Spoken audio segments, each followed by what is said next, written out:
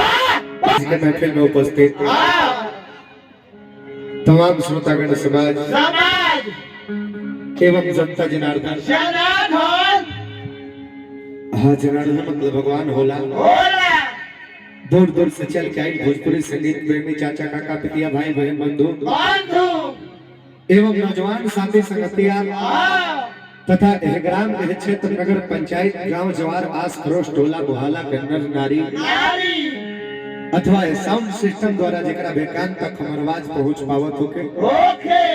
और सब महानुभावन के चरण में गायक कलाकार और संदास दौर से बार बार लगातार हार्दिक वंदन अभिनंदन के साथ साथ हमारा प्रणाम नमस्कार के स्वीकार करे से मन के अभिलाषा है गोबा कि गावत बजावत घर में कोनो प्रकार के कमी नजर आवे ऊपर विशेष ध्यान देला के काम नहीं किए काहे के नदानी मानल जाला गलती कोई बर के बरपन बतावल जाला गलती पर विचार कर के बुझ समझ के क्षमा करी ऐसे जानबूझ के गलती करब जाना है लेकिन गारंटी भी ना ले हम जाके रात भर में हमने लड्डी मने देखे के पहले शायद कभी गलती भी हो सकेला काहे कि गीत संगीत तथा सागर है ना महासागर में भी बढ़ के उपमा दियल गइल बे एकरा अंदर पहुंच पावल तो बड़ा दूर के बात बा हमने कभी करीब किनारे को भी नहीं के जा पहुंचल बड़ी खुशी की बात बा आज पावन पवित्र धरती पर ए पावन शुभ अवसर पर और अवसर भी महादेव देवों के देव महादेव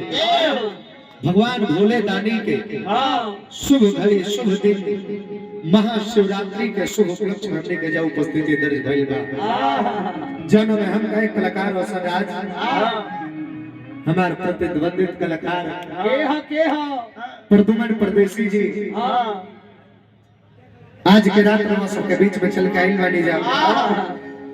हर तरह से पूरा कोशिश करब जा कि गीत संगीत रवा सबके दिल के छुए एजा के कमेटी के दिल से प्रणाम जे कि सब लोग एकजुट हो करके और इतना सफल कार्यक्रम रवा सब रखनी इतना बढ़िया मेला इतना लोग के भीड़ और